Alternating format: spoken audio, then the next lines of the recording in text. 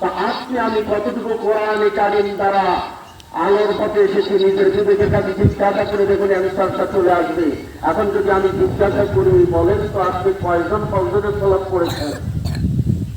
লজ্জা দিতে চাচ্ছি না, হাত তুলতে বলবো না, আমি দেখতে চাচ্ছি না, আল্লাহ তো দেখছেন, আল্লাহ কিন্তু দেখছেন, আমি দেখতে চাচ্ছি না। আপনি নিজের বিবেকের কাছে জিজ্ঞাসা করেন, আল্লাহ কেন গজব দেবে না? আল্লাহ গজব ওই সময় দেয় মানুষ পাপ করতে করতে, আল্লাহ যখন বান্দার উপর অতিষ্ঠ হয়ে যায়, নারাজ হয়ে যায়, ওই সময় আল্লাহ গজব দিতে শুরু করেন, কারণ আমাদের হাতের কামাই। সম্মানিত উপস্থিতি, আল্লাহ রাব্বুল আলামিন কোরআন দিল আমাদেরকে অশ্লীল অন্যায় পাপাচার কাছ থেকে বিরত রাখার জন্য।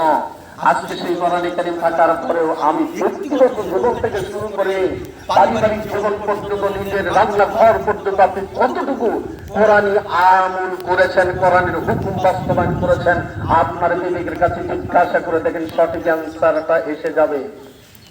যারা ঈমান এনেছেন, তারাই হবে কোরআন কারীমের ধারক বাহক, তারাই কোরআন কারীম মানবে। ঈমান আনার পরে যদি আল্লাহর কোরআন জীবনের প্রত্যেকটি পদক্ষেপে বাস্তবায়ন না করা হয়, তাদের পরিণাম আল্লাহ রাব্বুল আলামিন কোরআন কারীমের মাধ্যমে তিন জায়গায় তিনটা কথা বলেছেন, অত্যন্ত জটিল ও কঠিন ভাবে। তার এক নম্বর কথা বললেন, ফাউলাইকা হুমুল কাফিরুন ফাউলাইকা হুমুজ জালিমুন ফাউলাইকা হুমুল ফাসিকুন।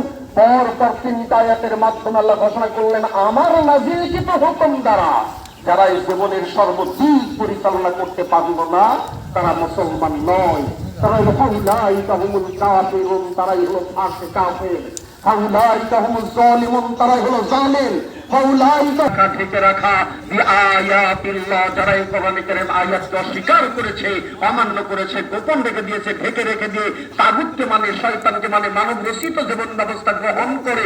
আল্লাহ আমাদের জন্য ব্যবসাকে বৈধতা দিয়েছেন, সেই ব্যবসার প্রতিষ্ঠা আপনি আল্লাহর হুকুম না মেনে আপনি শয়তানকে মেনেছেন। আমাদের উপর তোমার রহমত নাজিল করে দাও আল্লাহ, তোমার রহমতের দৃষ্টি দিয়ে জমিনটা প্রশস্ত করে দাও আল্লাহ, মেহেরবানি করে তুমি দেখো তোমার বান্দারা তোমার দিকে তাকায় রয়েছে মাওলা। আল্লাহ খাস করে মেহেরবানি করে তুমি রহমতের দৃষ্টিতে